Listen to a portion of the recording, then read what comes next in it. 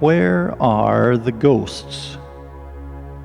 If you are not lucky or unlucky enough to live in a haunted house, there are some places you might try visiting. Places where ghost sightings have been documented. Near Castle Hill, Virginia, is the country home of former President James Monroe. In the main room of the home is a rocking chair. The home is open to the public at different times during the year. Oh, did I mention the house is haunted? I guess I forgot to tell you about the rocking chair.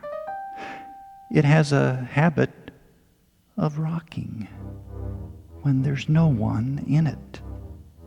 Go look for yourself. If you intend to join the Army, West Point, New York has a ghost that appears in room 4714. Company G4 is housed there. Does the G possibly stand for ghost?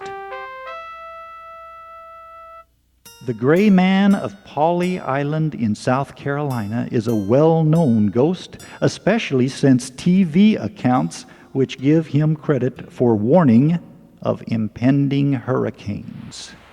He dresses in gray and he looks seaward from the dunes when a hurricane is nearing. The Gray Man was first seen in 1822, just before a hurricane. He was seen by a resident the day before Hurricane Hazel hit in 1954. He was on the beach, looking at the ocean. The man who saw him asked what he was doing, but the Gray Man did not answer. He simply disappeared. He disappeared for a while, that is. At 5 a.m. the next morning, the man, William Collins, who had seen him on the beach, was awakened by someone pounding at his door. It was the Gray Man. The Gray Man told William Collins to leave the house at once. William Collins turned to switch on the lights, but when he looked back, the porch was empty. The Gray Man was gone. William Collins and his family got out just in time. The Gray Man has been seen often since then, just before a hurricane. The city of Bodie in Monroe County, California, is the home of a ghostly apparition seen by many. This old mining town, now appropriately enough a ghost town, is a state historic park. The mysterious woman in white appears usually in the late afternoon over one of the gravestones in the cemetery. The grave is of a man who once worked the mine. The ghostly woman floats above the ground and appears to be knitting. Well, you can't have too many sweaters in a chilly coffin. To get there, take Highway 395 north from Bishop, east on 270, and drive 15 miles to Bodie. Historic Rigby is a city about 125 miles northeast of Nashville on State Scenic Highway 52. A celebration there in early August each year is called the annual Rigby Pilgrimage. Some of the Victorian residences are open to visitors. Many are considered to be haunted. Kingston Lyle House has a ghost who snores. Newberry House might be a place to stay if you don't mind sharing your room with a ghost that bends over your bed and wakes you up. The Thomas Hughes Free Public Library is also believed to be haunted. A ghostly carriage has been seen by some and heard by others traveling through historic Rigby. It is pulled by 4 ghost horses who seem to be in a hurry to get somewhere. Marfa, Texas, is in the southwest corner of Texas, 60 miles from the Mexican border. Lights were first seen in Marfa in 1883 by a cowboy named Robert Ellison when he was on a cattle drive. Those lights have been seen and photographed by news reporters and others since then.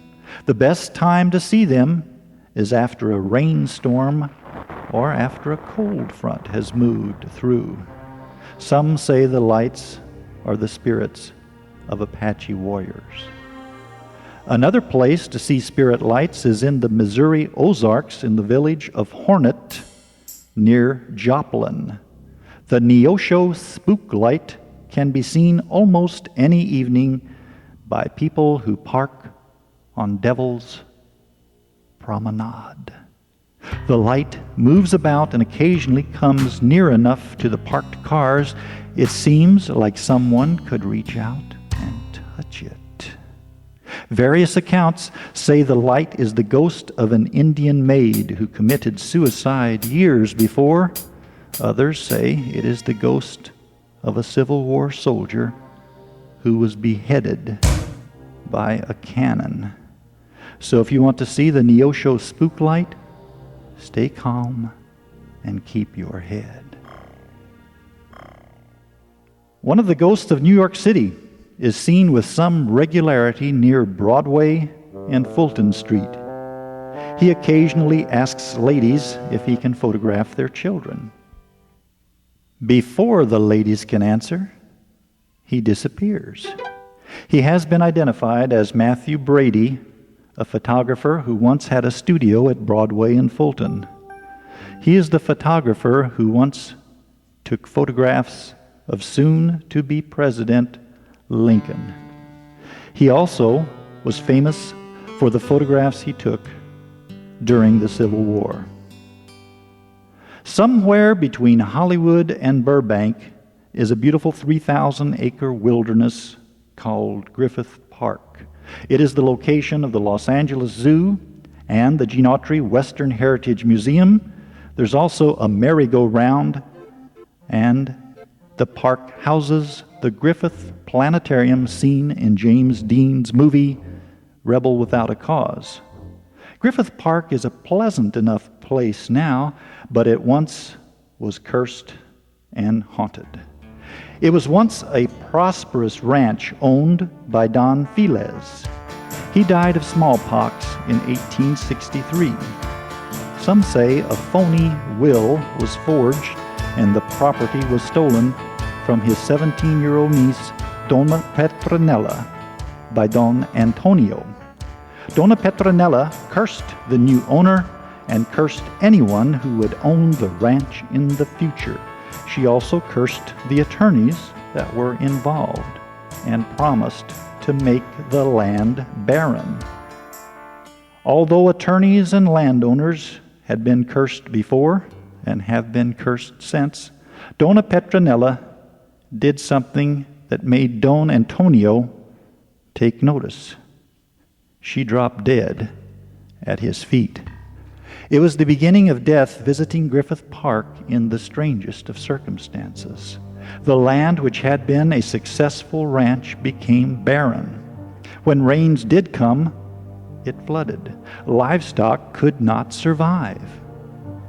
The ghost of Don Felez appeared often to workers and farm hands who would then quit their jobs in fear. Those who stayed often died mysteriously. The land became the property of Colonel Griffith J. Griffith, who found the curse to be too much to bear. In 1896, he gave the property to the city of Los Angeles to be used by the people. The only stipulation was that there never be a charge to enter the park. The ghost of Don Felez has not been reported in recent years. It appears safe from the curse as long as the city of Los Angeles owns Griffith Park. The city has never been able to turn a profit on anything.